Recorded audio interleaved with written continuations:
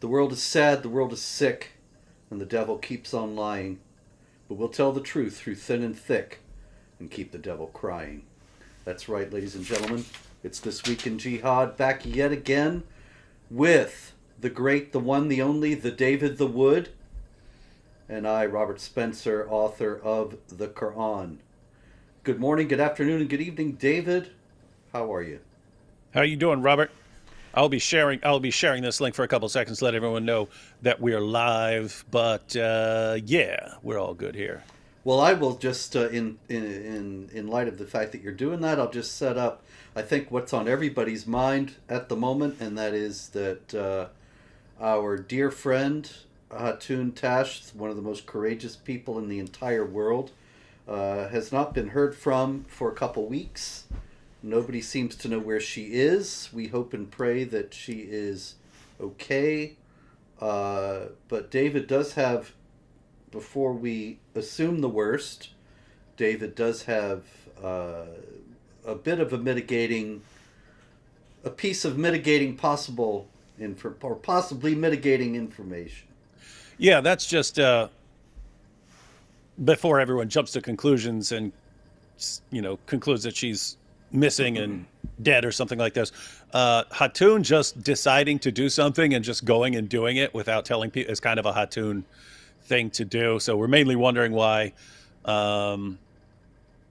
we're not hearing from her, but also just sort of going off even without her phone or paying attention to social media is also a Hatun type thing to do. I've seen people saying she's been missing for 2 weeks. I saw another from saying that she saw some friends. Her friends saw her less than a week ago. So yeah, not sure what to go with. The main concern. So and any other time, if Hatun had just wandered off and wasn't notifying anyone and disappeared because she's out, preaching or something like that, wouldn't have been much of a concern. The reason people are a little more concerned now is just because with Hamas and the protests and jihadis marching through the streets and so on, and Muslim da'is being concerned about the avalanche of apostasy and thinking that violence and showing how violent and tough they are is the only way forward.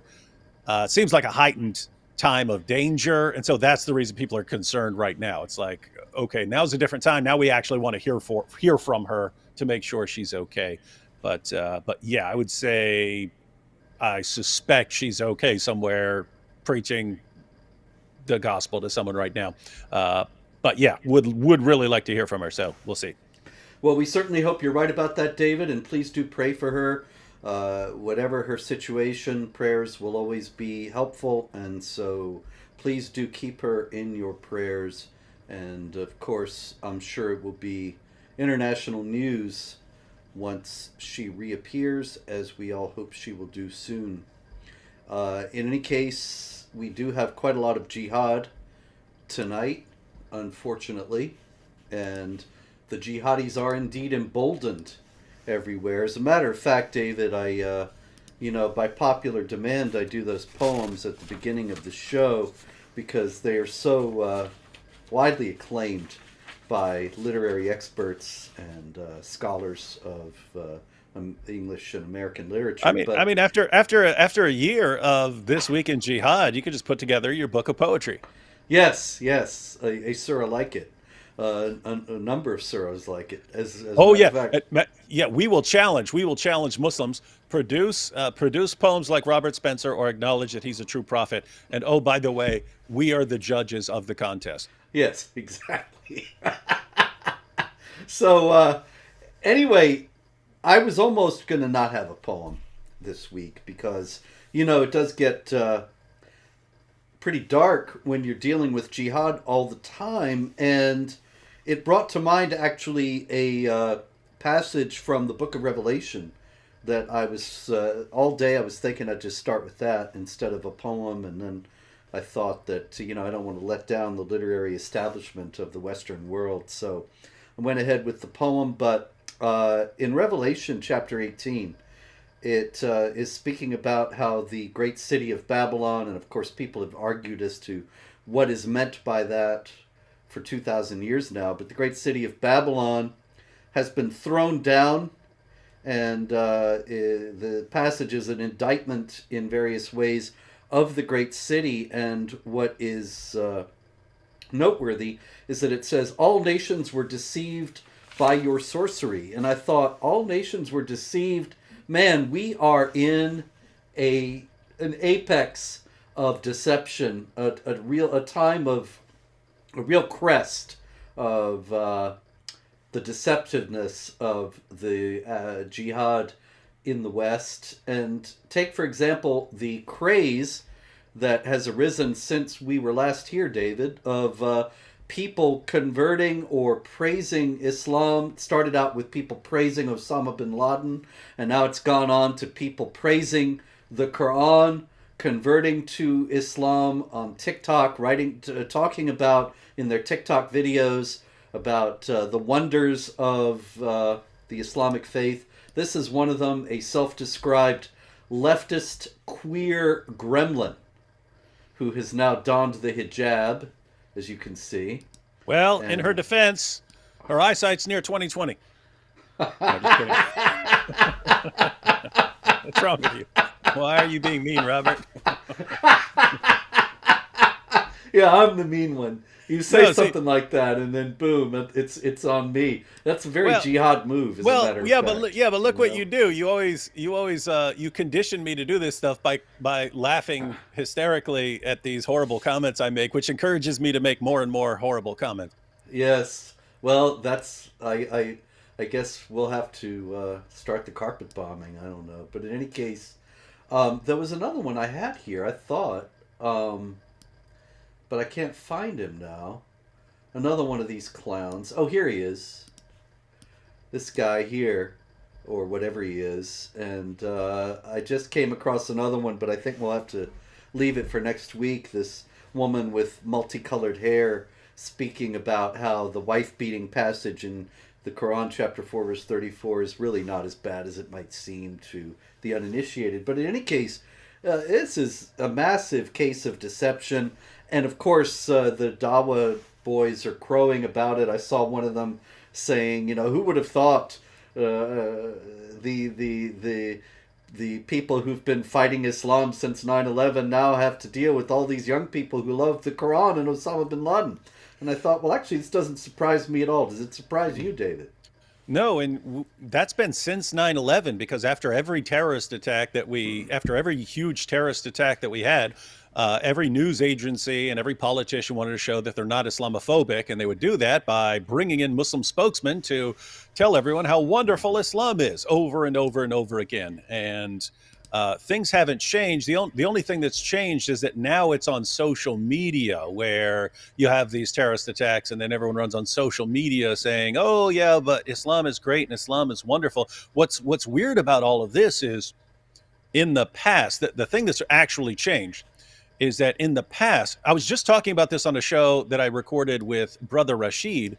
We were talking about Hamas freeing the hostages and so on, and people praising Hamas for releasing these hostages and so on. Anyway, we did a show about Muhammad taking hostages and how Muhammad treated hostages and so on. So we were doing that, and all of a sudden it hit me, because we were reading Surah 8, verse 67, which says it's not for a prophet to take captives until you've made a great slaughter. And so we're looking at the pattern: slaughter a bunch of people first, then take hostages. Slaughter a ton of people, then take hostages. That's Surah 8, verse 67, for everyone who wants to check it out.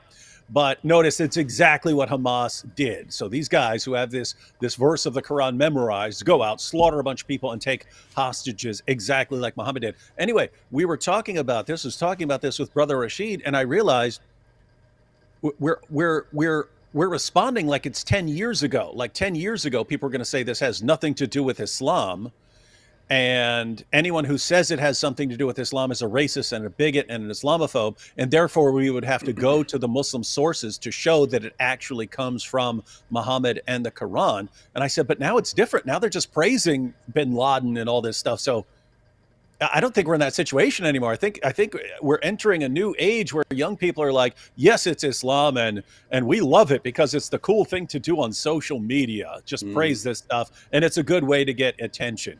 And that's all it is. That's all it is at the end of the day. You take something like any one of these people who praises the Quran, guess what? As soon as they say, hey, the Quran is really awesome, I've been reading it, it's amazing, they get a ton of attention, which encourages them to do it again, which encourages other people to do it again. And so, yeah, real impressive. And of course, you're absolutely right. It's the fruit of 20 years of propaganda and indoctrination that Islam is wonderful, that the biggest lesson of 9/11 was that we have to be careful about Islamophobia. These people, they're not really as rebellious as they think. They're just reflecting what they've been taught and how they've been indoctrinated for all these years. Yep, they've been programmed. Yes, they have. Speaking of being programmed and indoctrinated, let's go to Dr. Fadi Kablawi. Woohoo! Dr. Kablawi, who's got It's Kablooey. It's Kablooey. He's got one of the best names of any imam in the world. And he is a cleric in Florida. And he said that the war in Gaza is a war on Islam.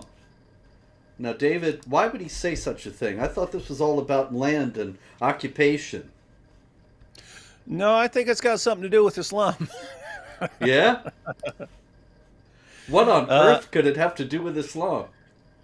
Yeah, it's me and Rashid were just talking about how, of course, once Muhammad, for the first 12 years of his public ministry, is telling people that the Jews are going to confirm him, that the Jews are the authority, that the Jews are going to give him the thumbs up as a prophet. And then, of course, he runs out and eventually meets all the Jews, and they condemn him as an obvious false prophet, and then he wants to slaughter and subjugate them. And so, and even before that, in Mecca, when he was surrounded by other people, he didn't have the Jews there, but you had certain pagans who knew where his stories were coming from. And so you had people like Al-Nadir, who would hear Muhammad recite a story and then say, I can give a story better than that. And then he'd jump up and recite verses of his own, challenge the Muslims, show me how Muhammad, his story is better than mine. They couldn't, and so they eventually just killed him. But Muhammad was obsessed with... And then challenged make a surah like it, which he had just done. Yeah. And so he answered the challenge of the Quran. No one could respond to him, so they kill him instead when they actually capture him. But notice it's always like Muhammad just not being able to handle any sort of criticism, any sort of people who can expose him. And this eventually leads to the entire world needs to be subjugated in the name of Allah. No one can speak against Muhammad or the Quran, and we're right in the middle of them trying to do it. And so this is a big war that goes beyond any little particular battles over land. Indeed. All right, we got so much. I guess we'll go to the kinetic jihad here. We have in let's see here. So many things. It's an embarrassment of riches, so to speak. Mahmoud Musa was sentenced to 7 years in prison. Let me see. I couldn't find his picture earlier, and that is I don't know what, David, I just don't understand why these things are not where I put them. But anyway, this guy, he's a classic Salafi. He's got the beard, he's got the kufi, he's got the kaftan, and he in 2021 he happened upon a Jewish man, Joseph Borgen, in Times Square, and he pepper sprayed him. He brutally beat him while raining down anti-Semitic slurs upon him. He was just sentenced to 7 years in prison. And there were quite a few Muslims in the crowd at the courthouse, and they immediately started calling the judge racist and claiming that the sentence was not fair. But I couldn't help but wonder, what if it had been the other way around? Yeah. Mm-hmm. I don't think he would have gotten 7 years. It would have been much more. Yeah, and if the situation were reversed and a person attacking a Muslim got 7 years, they would be saying it's racist for not giving him more time. Mm-hmm. So no matter what happens, they're just going to scream racist because that's what they've been programmed to do. And they know it works. It still Mm-hmm. works in Yeah. America today. And so even though Islam is not a race and they're jihadis and ordinary Muslims of all races, nonetheless, it still works. Okay, we got quite a few stories from France, as you may imagine. And one of them is a Muslim migrant from Guinea, that is in Africa, not an Italian. He had several knives and threatened passersby, screaming Allahu Akbar. A teacher was walking by, he attacked him. And meanwhile, I wanted to note, David, let me see, that in Austria, while this kind of thing is going on all over Europe, and there are actually several other ones in France, but that one in France reminded me of this one in Austria. A guy walks into another Muslim migrant, a Syrian in this case. He walked into a cathedral, the very beautiful St. Stephen's Cathedral in Vienna. Let's see. See if I can find that. Yeah, there it is. It's an impressive looking structure. So he walks in there. He's got a screwdriver. And he is saying that he will use the screwdriver to slit the throats of those who are in the cathedral. Oh, I thought he was going to like help him fix something.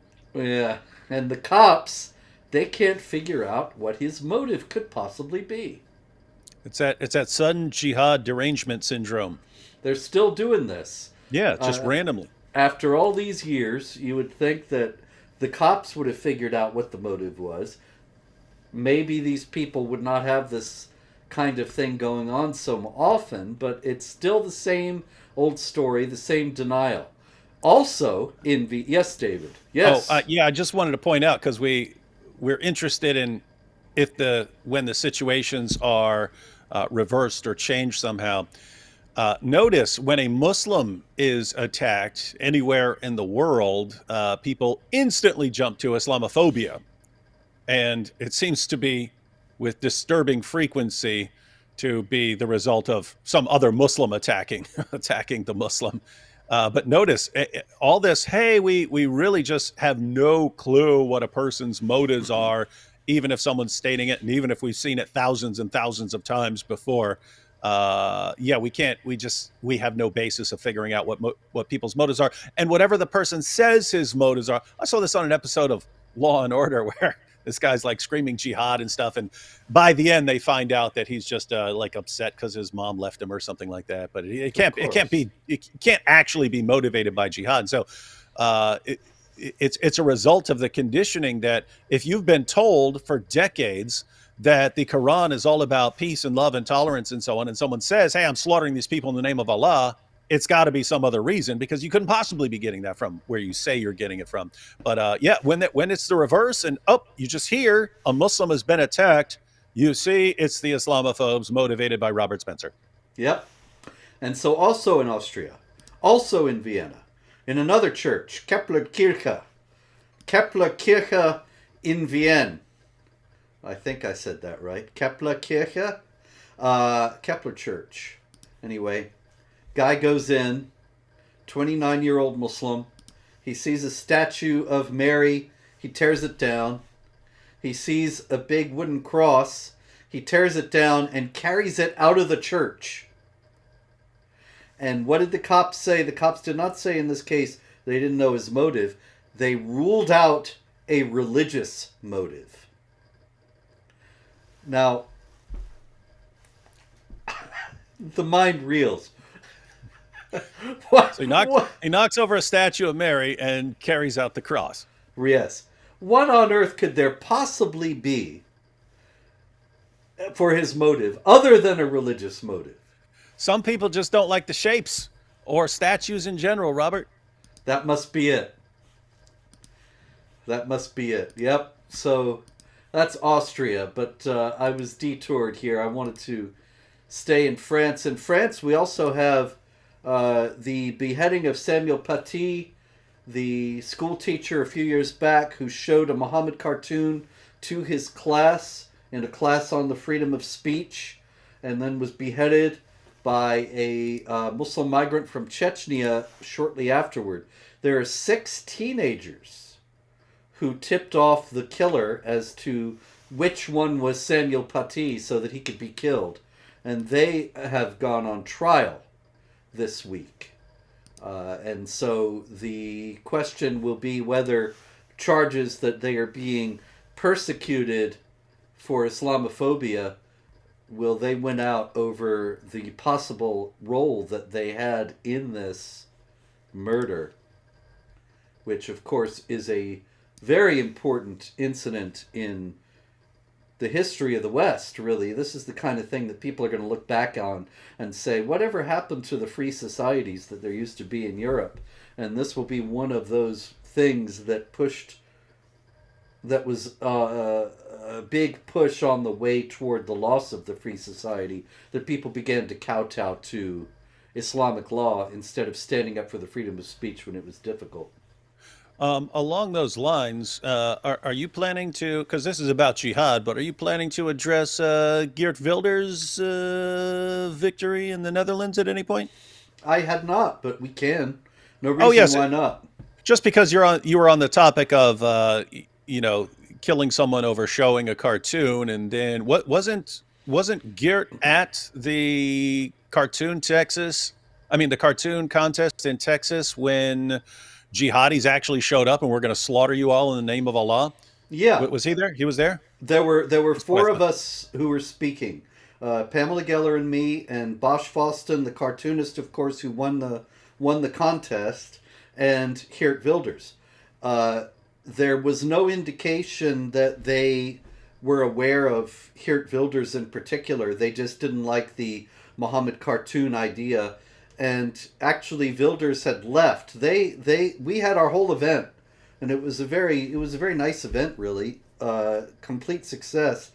And they opened fire outside after the event had ended. I guess they were waiting for the people to start coming outside, and they were going to open fire, but they got impatient. But in any case, Wilders had another engagement, or he had to catch a flight or something. He had already left.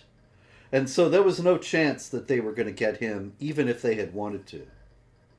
But in any case, he has stood for the freedom of speech in this age of jihad, for the right of people to offend, even when they are violating Islamic blasphemy laws. And so it's momentous that he won such a large vote in the Netherlands, but the Netherlands is so far gone that the other parties look like they're banding together to keep him from being able to be prime minister. And do you think the sudden surge in popularity of his party had something to do with the recent protests and people calling for jihad, and people calling for legal changes to give Islam a special place in Europe where you can't criticize the Quran and so on? You think it's all connected?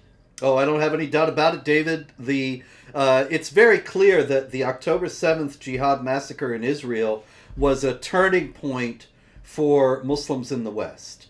And they think now is the time maybe to go to the next level, maybe to move from the first stage of jihad as delineated in the Quran and in the classic commentaries on the Quran, that first you have the tolerance, and then when you reach a certain level of population or of influence in the culture, then you move to the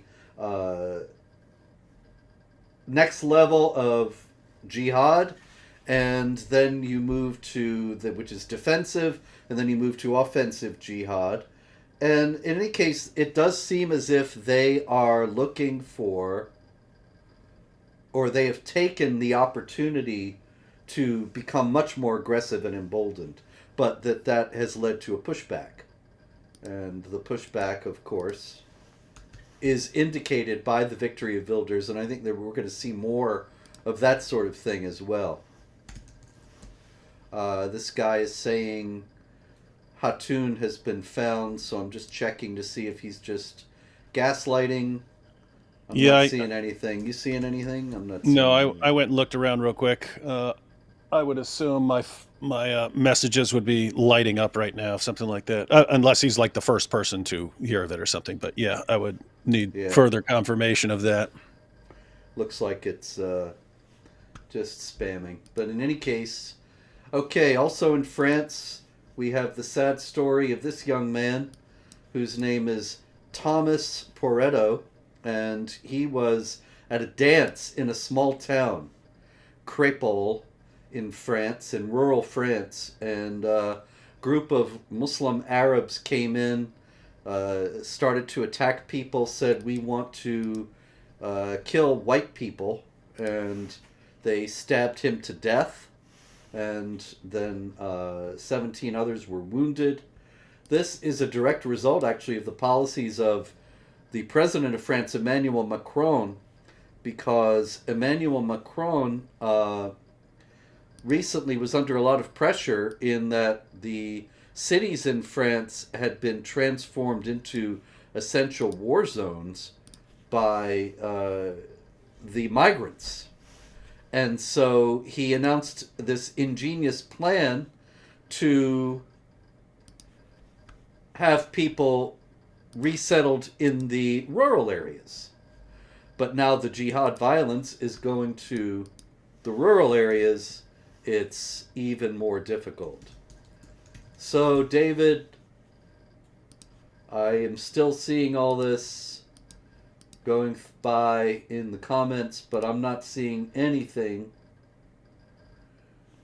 when I Yeah, guys. search. Yeah, if you're saying, tell us where you're getting this from, because other than that, it's just some people in the chat, and there are people in the chat who habitually make stuff up. Yeah, and so this is getting distracting. I'm just going And to ban these people if you keep on doing this. yeah, and you can come back and unban them later if it turns out they were telling the truth or something. Yeah. All right. So, onward. We have better get to some stupid infidels. We already got to the stupid infidels in Austria, but in response to, in France, the killing of Thomas Poretto and the storming of this party, the French Interior Minister Gerald Darmanin has announced that he's going to shut down far-right groups.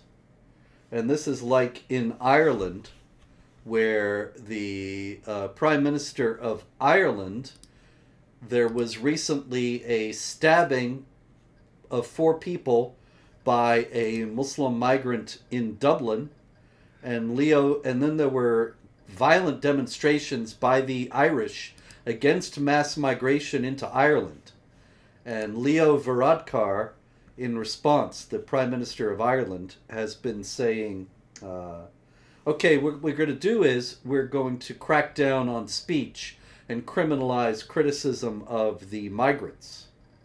Now, of course, this is not going to work because, unfortunately, the jihadis are going to keep on being violent, and he has invited quite a lot of them in. Yeah, we've been saying this for, well, I've been saying it for decades now, that, you know, at the end of the day, in Western nations, we can vote leaders in and vote them out, and the people have way more power than they realize. And you just have to, enough people just have to get fed up to say, we're not putting up with this anymore.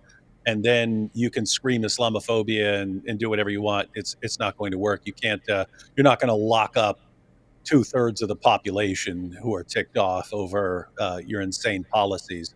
So yeah, we might just be in this transitional phase where people are starting to say we can't leave the future of our children and grandchildren in the hands of these guys. We can't do it. We gotta do something now. So Yeah, I think things are unfortunately coming to a critical mass in that regard.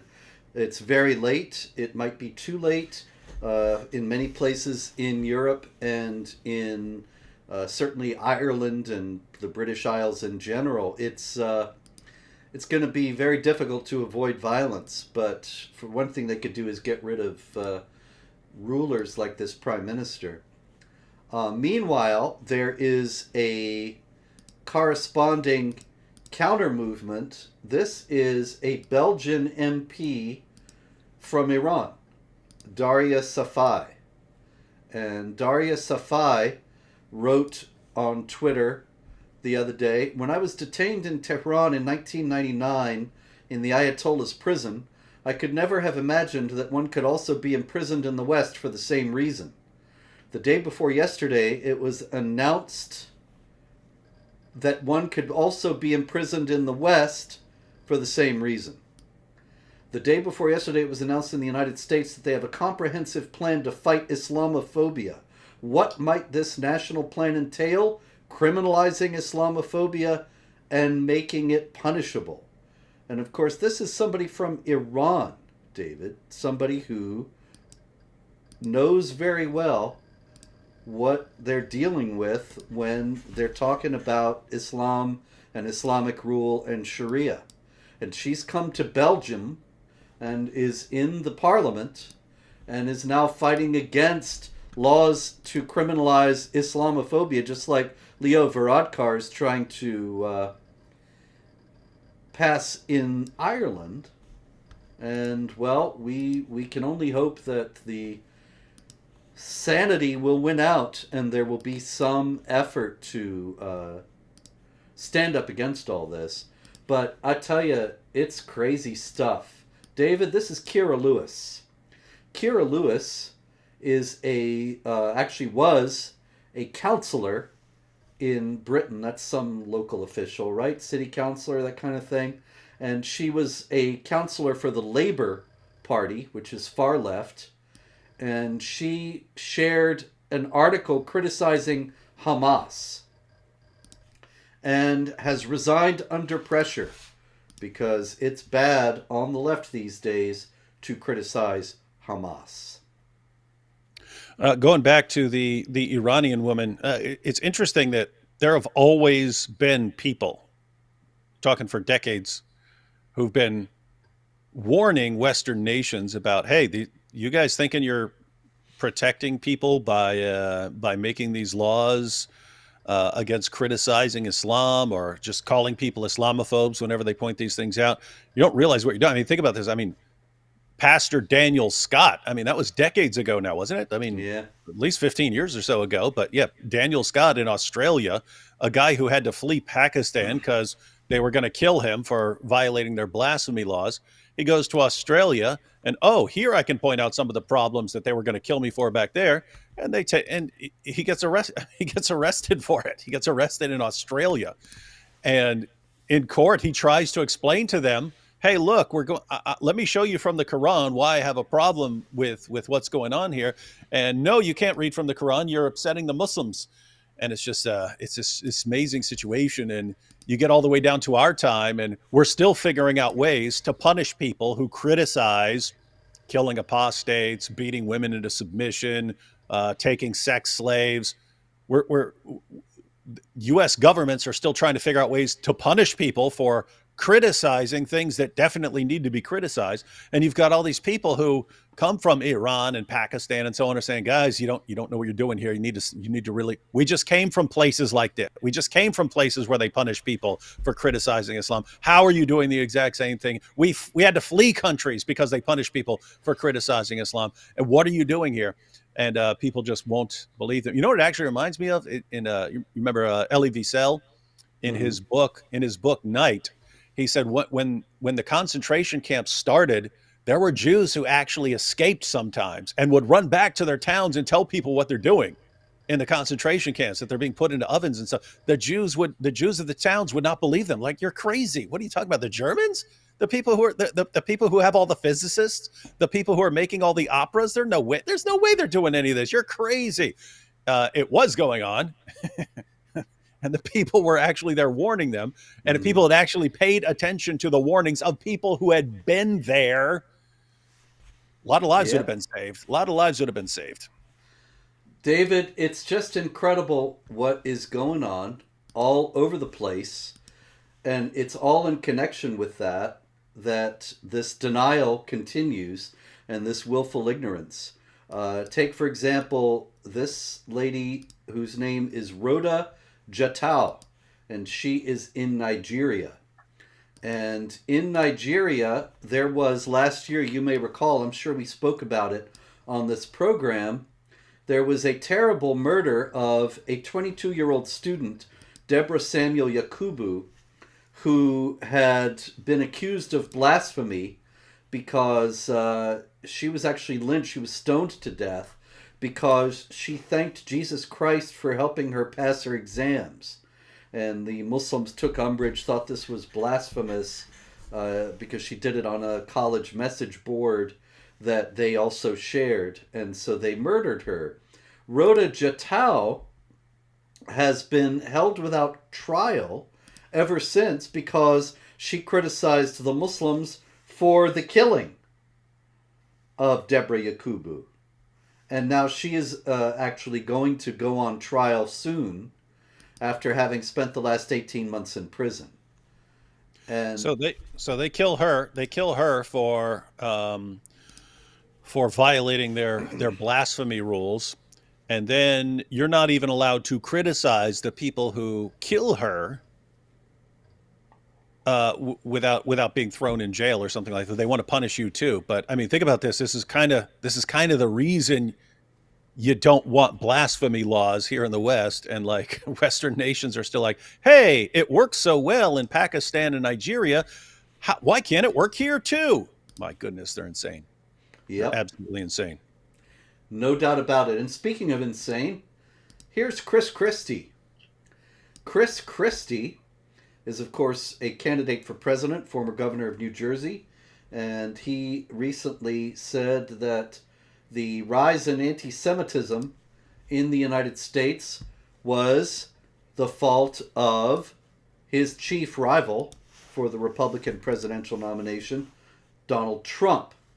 Now, there's no need to get into political aspects of this, but it seems to me, David, wouldn't you agree the rise in anti-Semitism in the United States is a direct result of, on the one hand, mass Muslim migration into North America and Europe, and the normalization of Islamic anti-Semitism, combined with the left's refusal to criticize anything Islamic, and the demonization of Israel as a result of that, so that you end up with this perfect storm of Jew hatred. And Chris Christie, all he can see is that, well, it can't be that, can't be Islam. He can't criticize Islam. That would be Islamophobic. It has to be somebody else. And of course, he sees Trump behind every rock and tree calling out, "Oh, Chris Christie, I am hiding behind the rocks and trees. Blame me." Yeah, it's this weird situation where, guys,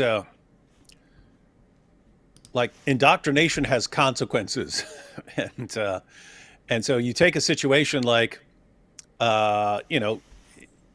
jihadis launch terrorist attacks in the US, terrorist attacks in the UK, terrorist attacks in France, terrorist attacks in Russia, terrorist attacks all over the world. I mean, India, Nigeria, you could do every week. You could just do this week in jihad in Nigeria. You could do that.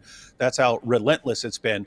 And politicians and journalists have always had to come up with alternative explanations for why this is happening. And so when you have these relentless jihad attacks on Israel, they have to explain it as something else. And you can't say that it has something to do with Islam. So it's just, yeah, it's Israel's fault. Jews are the problem.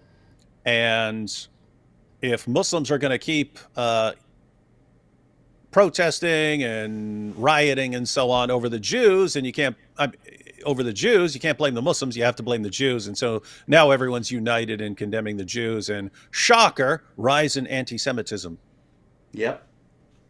So, you have now actually reminded me, as time is running out here, we should actually deal with some jihad. We've been dealing with stupid infidels for the most part all this time. So we have a story out of a place we don't usually hear much from, and that is Poland. In Warsaw, a Muslim woman was arrested for planting an explosive device on a Warsaw street. Now, why do we so rarely hear about jihad in Poland, David? Yeah, they got some crazy idea I don't know where they got it. It's the weirdest thing ever. I mean, it's pretty much the same idea that European nations in general had for the past 14 centuries, but everyone else changed their mind at the same time except Poland. But they decided, hey, let's not bring in tons of jihadis. It's weird. I don't know. Like, these guys are nuts, man. But anyway, they decided that as France and UK were saying, we need more, just bring in more. If you hate our culture and you hate our values and so on, and you want to completely replace them and go on raping sprees and burn everything to the ground when you don't get your way, come here. We want you. We can't get enough of you. And Poland's like, yeah, I don't think so. So I don't know what's wrong with those. I would start making some, Polak jokes or something like that, but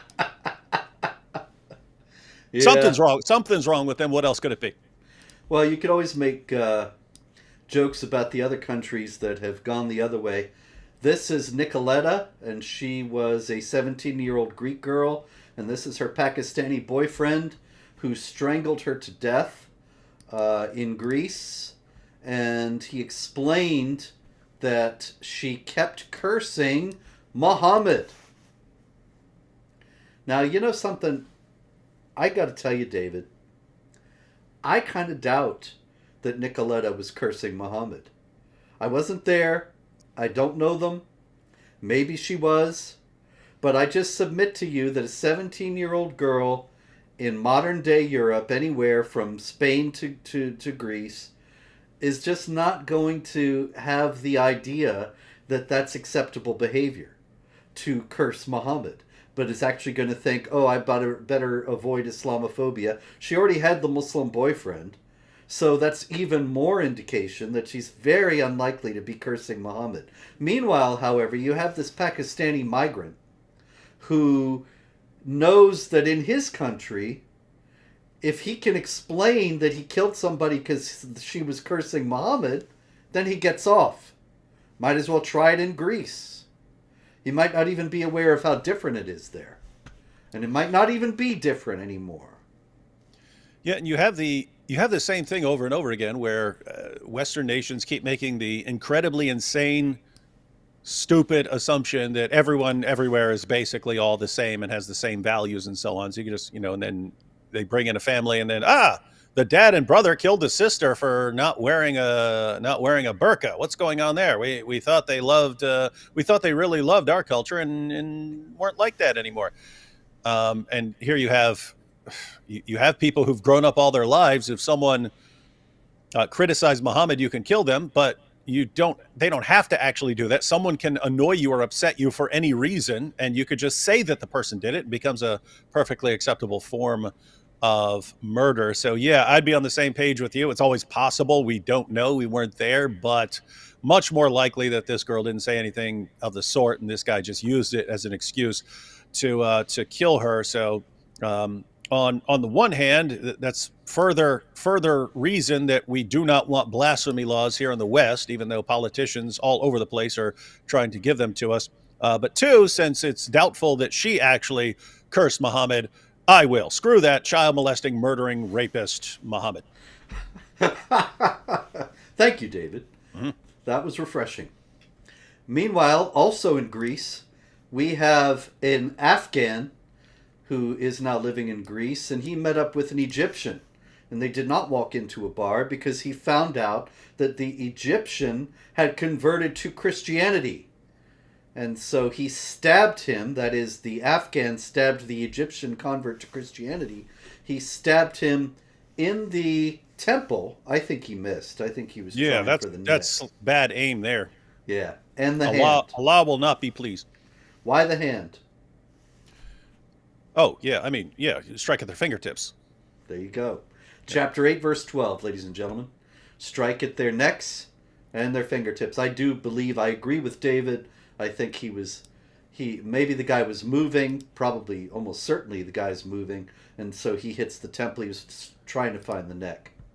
Yeah, people don't understand how tricky, aim can be. Like they're all these people, that cop shot a guy who was shooting at him. Why didn't he shoot the gun out of his hands or something like that? So yeah, it doesn't work like that. If you're stabbing at someone and the person's fighting back and so on, you might hit the temple instead of the neck. It's just life. Indeed. Good news out of Afghanistan. What? Wait, what? Wait, what? I've never heard that sentence at any point in my entire life. And I was being sarcastic. Oh, So okay, okay. Oh, we're never mind. still I 0 for a thought we million. finally got that. So in Afghanistan, a journalist from Vice News, of all places, went over to Afghanistan, donned a hijab, and started to interview Taliban guys and asked them, "Where do you think women in abusive relationships should go for help?" And they say, "There's no abuse against women in Afghanistan. These are only accusations." And then they go on to say that a man can beat a woman who's disobedient, but that's not abuse. That's Quranic. And this is necessary because women have lesser brains. Yeah, guys. So, I mean, notice everything he just said came from Muhammad in the Quran, right? So, Surah Yeah. 4, verse 34. You can beat your wives into submission. Muhammad saying that women are intellectually deficient. That's why their testimony is worth half that of a man's. So they have, tiny little pea brains, and this is part of the reason you have to beat them like you would beat an animal or something like that to get it to do what you want, because they're not nearly as rational as men are. But I mean, think about the reasoning there, right? It's she asked them about abuse. What about abuse of women? And they're putting it, wait, from an Islamic perspective, this is not abuse. You beat your wife to teach her. This is not abuse. Mm-hmm. And they're only accusations of abuse, meaning you're trying to help your wife by violently subjugating her. And so you beat her until her skin turns green, as we read in Sahih al-Bukhari. You beat her until her skin turns green. And she might say, oh, look how he abused me. That's not abuse. He's trying to help you. He's helping you become a better wife. So yeah, perspective. Mm-hmm. The same Taliban guy would no doubt say that a woman who is on her own, makes her own choices, marries who she wishes rather than who her father sells her to, and so on, she's the one who's abused. And there is no such abuse in Afghanistan. Yep, that poor girl. Poor girl. Yeah. Naperville, Illinois. David, Naperville, Illinois has not made an appearance on This Week in Jihad before, but It's never made an appearance anywhere. well, in Naperville, Illinois. But if you were to go to Naperville, Illinois, if you had gone, David, in the last few weeks, then you would have found the place embroiled in controversy because a group of Hindu students, high school age, were accused of burning a Quran. And CARE got involved, said it was a hate crime. Islamic groups were called in. All sorts of controversy ensued. There were accusations of Hindutva, incitement, and so on. Turned out that they had burned a book, but it was not the Quran. Whoops. But of course... Oopsie. But I mean, notice, even if they had, why would that be a hate crime? You're burning a book. Exactly. It's an amazing thing how already Sharia blasphemy laws are being internalized in the United States, and people are accepting them. It's not illegal to burn a book. You might think it's in poor taste. It's like the Nazis. Fine. But it's not illegal. Yeah, I got all these books behind me. If I'm going to set them on fire right after the show, you can try to get me arrested because some of them are Qurans, but it ain't going to fly. Yeah, and it's too bad that we aren't there to ask basic questions to CARE when they make these accusations. Like, hey, okay, so when Muhammad took Mecca and then he went around to the 360 idols of the polytheists and started stabbing out their eyes and smashing them and so on, was that a hate crime? No, it's fine when Muhammad does it. It's only a crime when you do it to our book. That's it, man. Yes, well, you're right. The double standard is just open and unapologetic. And the thing about CARE, the Council on American Islamic Relations, it's never called to account. There's not a single journalist in the country who has the guts to ask a care representative a question like the one you just asked. And this is why these things just keep on happening. You know, you said a while ago that you could do a show on Nigeria every week, and that is absolutely true. I mentioned Rhoda Jatau and how she is on trial now for criticizing the murder of a Christian woman by Muslims in Nigeria over allegedly insulting Islam. But also in Nigeria, the Hizbah, the Sharia police in Kano State, have been stopping young people from attending church. Now, that's not in accord with Sharia, David. Why would they be doing that? No, just total mystery. Yeah. Islam must dominate and not be dominated, as Hassan al-Banna, the founder of the Muslim Brotherhood, said. And so there are always actions by Islamic authorities to curtail the scope of the non-Muslim communities and to expand that of the Muslim communities. Elsewhere in Nigeria, we had 100 villagers abducted after they refused to pay a tax to the jihadis. What on earth? Where did they get this idea? What is this about a tax, David? I don't know. It's the same idea ISIS had, and they were in a completely different area of the world. So no idea how people around the world in completely different areas keep coming to the exact same conclusions about what they're supposed to do with Christians. You know what's weird is that Pakistan also, they have the Chinese working in Pakistan on the Belt and Road Initiative, and they are working to modernize various areas of Pakistan. But now the Pakistani Taliban has said, not so fast, Chi-Coms, you got to pay us a tax first. How do they get these ideas? No idea. It's weird. It is. It's a mystery. Maybe it must be Trump. He must have put them up to it in Nigeria and Pakistan. Just ask Christi. He'll tell you. Yep. Trump jumped into his DeLorean, fueled by 1.21 gigawatts of Islamophobia, and then traveled back in time and put all these things in the Muslim sources. It's weird. Yeah, it's incredible. Evil. The power of the man and the audacity. Meanwhile, outside the Museum of Natural History in New York City, we had, I think it was the Museum of Natural History. I didn't actually, sorry, I have so many things open and then I can't find what I want. The Museum of Natural History, there was a demonstration in favor of Hamas and they were screaming Allahu Akbar, but sorry, David, I can't find the other story right away, but oh yeah, here it is. It was the Museum of Natural History. They were praying in the street, lined up, stopped traffic, just like we've seen so many times in France and elsewhere, praying out in the middle of the street, and everybody has to stop and have their paths disrupted. Why not just pray in a mosque? They got plenty of mosques in New York City. Why not just pray even on the sidewalk so that the cars could pass? What's the deal with praying in the street, David? Sounds like they're flexing to me. Sounds like they're flexing on everybody. It's a show of strength and force, and a warning to everyone of what lies in their future.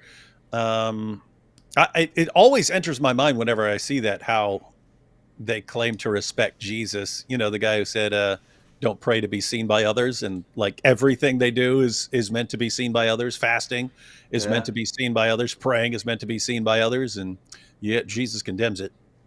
Yep. It's a vastly different ethos, really. Completely the opposite. So the respect for Jesus, it's really, well, you know, then they have the convenient excuse that they claim that the Bible is corrupted, so anything they don't like in it, they can just claim that it was put in there later. Anyway, this is Lareb Hashmi. And Lareb Hashmi is a student in India. And the other day he got on the bus. I think he was going to class. And he just happened to carry his cleaver with him. Because you know how you want to have a cleaver with you. You never know when you might need to chop some meat. Yeah, and I've Yeah, always got a cleaver. I've always got a cleaver with me. exactly. I got a So, cleaver. I got a cleaver on my side right now. well, that's good because the bus conductor, not the driver, they got conductors on the bus and drivers. I'm not quite sure how this works. But in any case, the bus conductor, as it happened, insulted Islam while the guy was on the bus with his cleaver. Now, isn't that an amazing coincidence? That Lareb Hashmi boards the bus with his cleaver. He decides to carry his cleaver to class one day.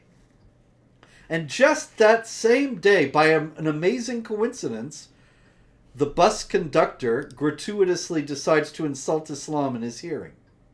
Yeah, What are that's the just like odds? that. That's just like that girl, that Greek girl, getting a Pakistani boyfriend and deciding that she's gonna rain down insults on Muhammad. Yep.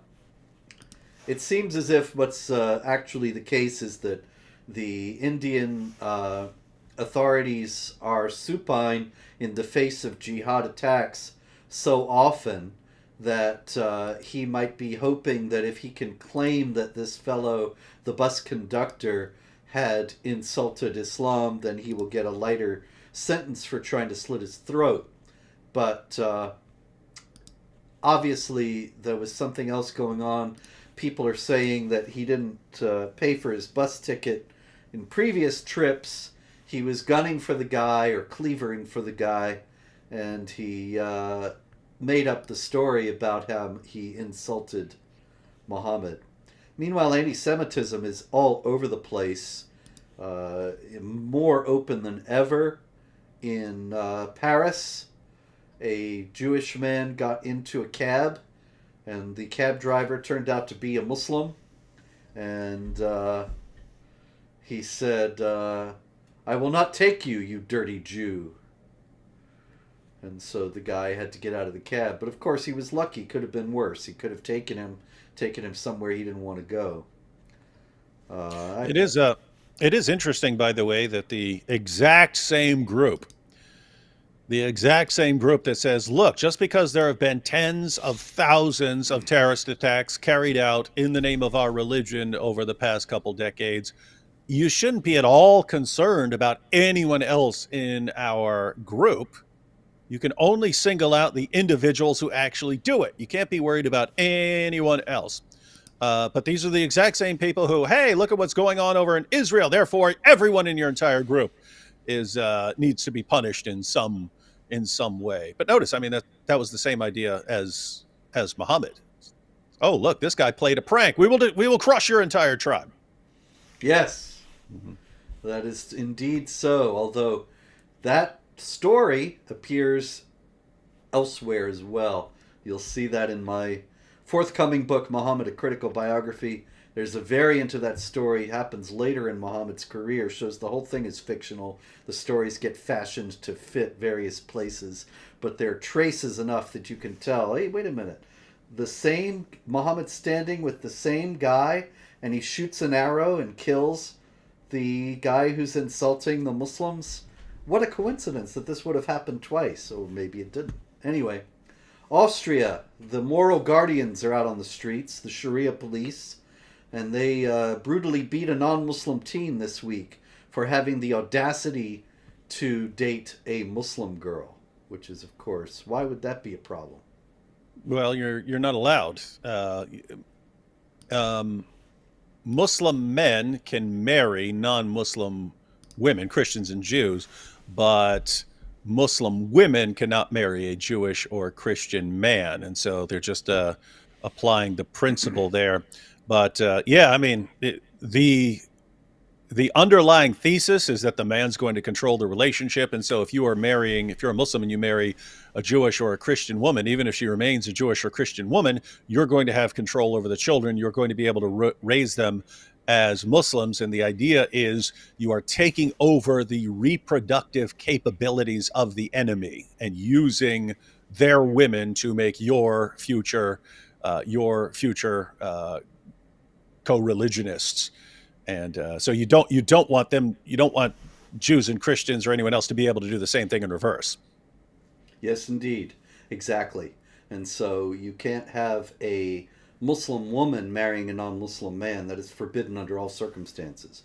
Muslim man can marry a woman from the people of the book with no problem, or a polytheist if she converts, but it doesn't work the other way. Hey, speaking of cabs, David, now that we're done with the hour and the old man is going to retire, I actually had a cab ride like that recently myself, like the one in France that we spoke about a few minutes ago. We have, of course, have not been here the last couple of weeks because we were both on the road, and I was on the road doing a few speeches and got a cab to the airport once I was done in one city. I'm not going to say which city I was in, but I get the cab, and the guy's ID says Muhammad whatever, and he's got the Palestine flag on his dashboard, and he's got the prayer beads hanging from the rearview mirror, and he keeps looking at me, in the rearview mirror, and I didn't know, okay, is he thinking, is that Spencer, or is that a Jew? Or both. It's kind of 50-50 on what he might be thinking. Starts fiddling in the little cubby hole between the seats in the front, and I'm thinking, okay, what's going to come? A Quran? A machete? Who knows?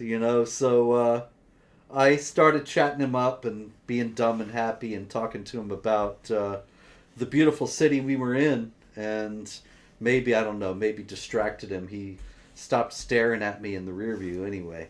But I lived to tell the tale. I have been yelled at by cab drivers before, You have not read the Quran. Well, I have, unfortunately. But anyway, got through it, and so we can all... Yeah, if you're ever in that situation, just say, "How about them child brides, eh?" And then he'll just start, "Yeah, that's what I'm talking about. Yeah, we get them, yeah." Yep. I'm marrying a 9-year-old next week. Anyway, not me. I was quoting. Okay, well, thank you, ladies and gentlemen. Be grateful that you are still enjoying the gift of life. Make sure to enjoy it this week in some way that decompresses from all the news. And God willing, we'll be back next week. If there is more jihad, we can hope there will not be. And in the meantime, pray, hope, and don't worry.